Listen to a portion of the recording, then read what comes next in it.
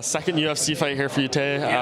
Obviously the debut didn't go your way, but when you have, obviously the disappointment and everything, and they call you and give you a name like Dennis Bermudez, who's very established in this company, been around for a long time, does that, help lift things up a lot and be like, I can make up a lot of the ground that I lost by losing that first fight? Yeah, it was definitely, lit a fire under us. We had it anyway. I don't take losses very well. I'm more of a perfectionist, so I want to break down everything. I want to be that much better. But when they give you the opportunity to get a bigger name like Dennis, has a chance to knock him off, offset that the loss you had before, it's a perfect opportunity to bridge that gap, and cover ground. So they said, hey, you 3 weeks Brooklyn, how you feeling? And I was like, I'm good. I'm in shape. I'm close to weight. Like, let's run it and let's try to make a name off of him. Yeah. Were you surprised though? Because obviously he's done his work at featherweight, so he hasn't really been a guy in this weight class. So you're like, hey, why are they offering me a featherweight? I kind of figured with the 3 weeks notice, either he couldn't make 45 in that short amount of time,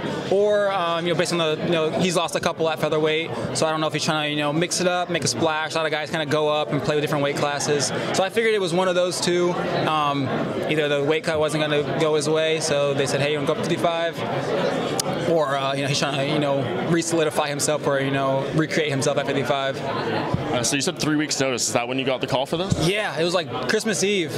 Jason was like, hey, like UFC Brooklyn. No, that's a random card. Like Phoenix is in like 2 more weeks. I know we do Phoenix. And they were like, oh, it's the ESPN card. And I was like, oh, like that's smart. So yeah, I'm not a big New York person. I don't like the cold. But ESPN, obviously that's a great exposure, great marketability. New York is obviously a fantastic place in terms of the sports world. So I'll suffer the cold for a little bit. We get the benefits from having a good fight on this card. Yeah. So you said it came Christmas Eve. Did you have to put down the turkey or anything like that, or like how'd that next 24 hours go after getting that call? I think I had a donut in hand as he texted me, and I was like, oh, I'll finish this one, and then we should probably clean it up a little bit. Get some workouts in, because I just got off the concussion protocol, so I was definitely enjoying my donuts and pizza. But I'm always pretty lean. I walk around like 8-10% body fat. I don't really slow down in the off season, quote unquote. I'm always training, trying new different techniques and training strategies. So I'm always in pretty good shape. So it was just cleaning up a little bit, putting down the snacks, and then we were back to it right away. Yeah, was it tough though? I mean, Christmas Day, I'm sure everyone's enjoying themselves, and you just had to kind of sit there and watch it all. Yeah, from my background in college wrestling, we didn't really get Thanksgiving or Christmas for like 8 years. So it was just back to that. Like, oh, okay, everybody, enjoy yourself. I'll have a salad and some chicken, and I'll call it a day. So it's the trade-off. Yeah, there you go. And I mean, when you look back at that first UFC fight, what do you kind of take away from it? Obviously, disappointment and stuff, but is there anything you can pinpoint it on why it didn't go your way that night? A lot of things went wrong. Not went wrong, just went right for him, I guess, in the first round. We came out, I think we were moving well. We hit him with some good shots. Went to the well too many times with the right hand. He ran a counter series. We got caught on the exit. We got dropped, got the takedown, got that weird arm bar.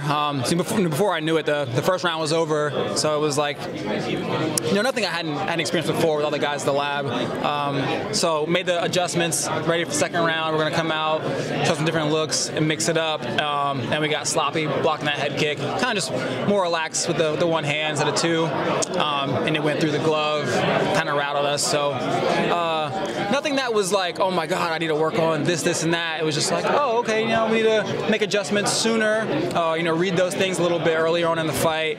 And then just have that much more versatility. So even when things go wrong, we can still, dominate guys. I feel like we could do a little more work on the ground. I like to be standing up and hit guys, but I'm very good on the ground.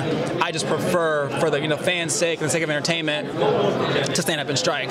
So I feel like we should have took the opportunity to beat them up a little bit, hold them down, wear them down a little bit, and then get back on our feet. And then I was a little more too anxious to kind of get back on. So we let them back up and then went back at it again. So just tinkering with little game plans, nothing too serious to worry about. Yeah, and you mentioned the fans would prefer you to stand up. Dennis has the most takedowns in featherweight history. We kind of know what he's about, and I assume he's going to try to transfer that up to this weight class. So is that what you're expecting? Are you expecting to have to do a lot of defensive wrestling in this fight? I'd assume. I have a D1 background in wrestling as well, but I assume with the reach and size advantage and the being known for hitting hard and putting guys down, I don't know if he's going to want to run that risk at least for very long. He might come out and show some boxing for a little bit and then try to get some takedowns.